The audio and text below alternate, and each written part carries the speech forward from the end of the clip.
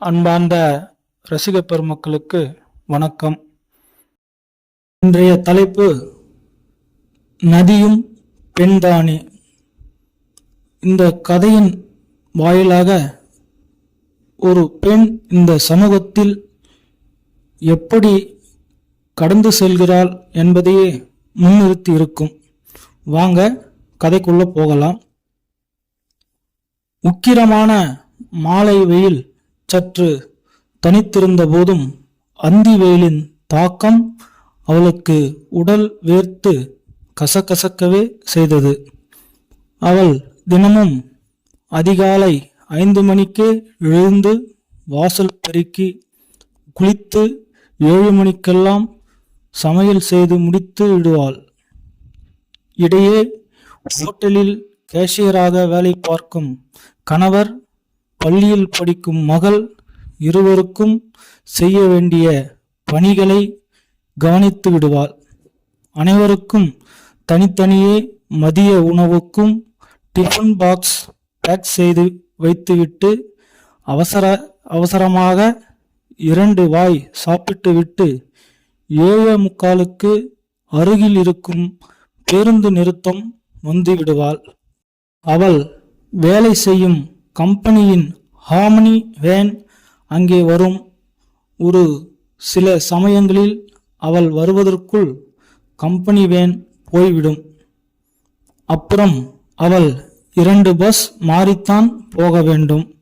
அந்த சமயங்களில் அடித்து பிடித்து கூட்ட நெரிசலில் சிக்கி அவள் பயணிக்க வேண்டியிருக்கும். மாலையில் வேலை முடிய தாமதமானால் அவள் கம்பெனி வேனுக்கு வர முடியாமல் போகும்.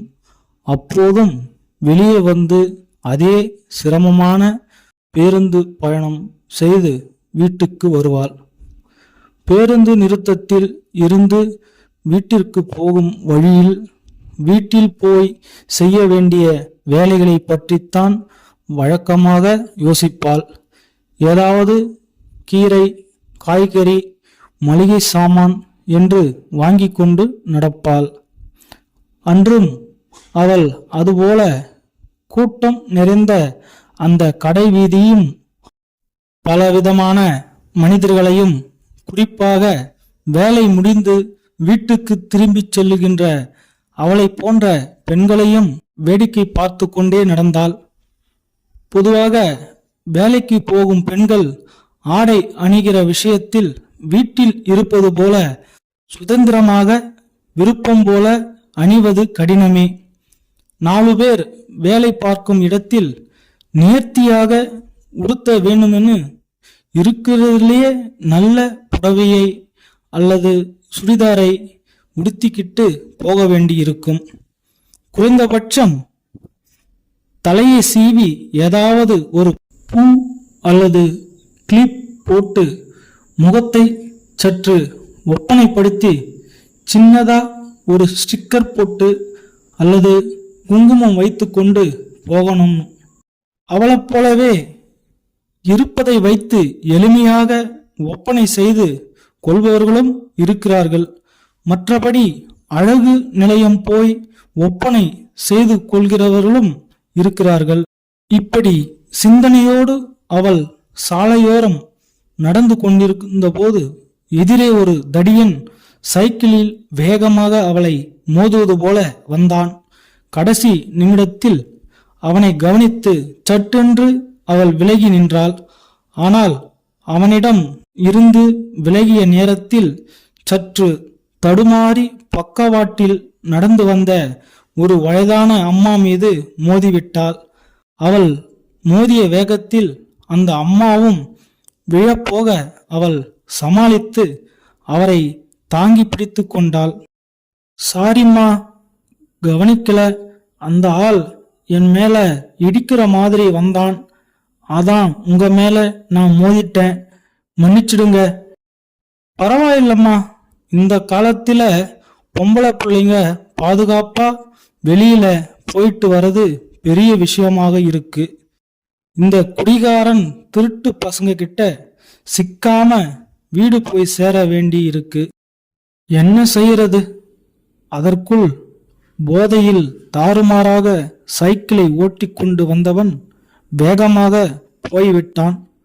அந்த அம்மாவும் சொன்னது பற்றி அவளும் யோசித்தாள். ஆமாம், பெண்கள் பொது இடத்தில் நடந்து செல்லும்போது இது மாதிரி பல சோதனைகளை சந்திக்க வேண்டியிருக்கு. பெண்களை காட்சி பொருளாக அல்லது கவர்ச்சி பொருளாக மட்டுமே பார்க்கிற மனிதர்கள் அந்த பெண்களும் நம்மைப் போல உணர்வுகள் உள்ள ஜீவன் என்று நினைப்பதில்லை. அவர்கள் ரசிக்கின்ற அந்த பெண் அந்த நேரத்தில் சந்தோஷமான மனநிலையில் இருக்கிறாளா, மன வருத்தத்தில் இருக்கிறாளா, அல்லது மாதம் மாதம் வருகின்ற வயிற்று வலி, உடல் வலியில் சிரமப்படுகிறாளா, இப்படி எதுவுமே தெரியாமல் அவரவர் மனதுக்கு தோணியபடி ஒரு பெண்ணின் வெளி தோற்றத்தை மட்டும் வைத்து பார்க்கிறார்கள். அவள் காதுபட சிலர் பெண்களை வர்ணித்து பேசுவதை கேட்டிருக்கிறாள். அந்த வார்த்தைகளை கேட்க அவள் மனசுக்கு கஷ்டமாக இருக்கும். ஏன் இப்படி வக்கிரமாக சிந்திக்கிறார்கள் என்று கோபம் கூட வரும். என்ன செய்வது? இப்படியும் சில மனிதர்கள் பேச்சுக்களை, பார்வைகளை சகித்து கொண்டுதானே பெண்கள் தினமும் வேலைக்கு போய் வர வேண்டி இருக்கிறது. இதை பற்றி பேசி பிரச்சனை பெரிதாக்கினால் கடைசியில் பாதிக்கப்படுவதும் பெண்களாகத்தான் இருக்கும். அந்த வயதான அம்மாவின் பேச்சும் தோற்றமும் அவளுடைய அம்மா அவளுக்கு சொன்னதை இப்போது ஞாபகப்படுத்தியது. அந்த காவிரி ஆற்றுக்கு பொன்னி நதின்னு ஒரு பேர் இருக்கு. அது குடகு மலையில் புறப்பட்டு கடலை சேருகிற வரைக்கும் பல காடு, மேடு, பள்ளம், பாறைன்னு எல்லா தடைகளையும் தாண்டித்தான் போகணும். சில நேரம் அது அமைதியாக போகலாம்னு வளைந்து நெளிந்து போகும். அதே நேரத்தில் கோபமாகிட்டா எதிரே வர தடையை எல்லாம் துவம்சம் பண்ணிட்டு ஆக்ரோஷமாகவும் போகும். அந்த காவிரி ஆறு மாதிரி நீயும் உன் வாழ்க்கையில எந்த சூழ்நிலையிலும் தைரியமாக எல்லா பிரச்சனைகளையும் கடந்து போகணும்னு அதுக்குத்தான் நான் உனக்கு பொன்னின்னு பேரு வச்சிருக்கேன். அந்த வார்த்தைகள் பொன்னியின் நினைவுக்கு வந்ததும் அவளுடைய சோர்வு எல்லாம் பறந்து போனன. அந்த வயதான அம்மாவிடம் இருந்து விடைபெற்று கொண்டு தெம்பாக நடக்கத் தொடங்கினாள் பொன்னி. அவளுடைய பருவ வயதில் பொன்னிக்கு அவள் அம்மா சொன்ன அந்த வார்த்தைகள் எல்லா பெண்களோட வாழ்க்கைக்கும் இன்றும் என்றும் பொருந்தும் இல்லையா? நன்றி நேயர்களே. பெண்மை நேசிப்போம், பெண்களை மதிப்போம். நன்றி.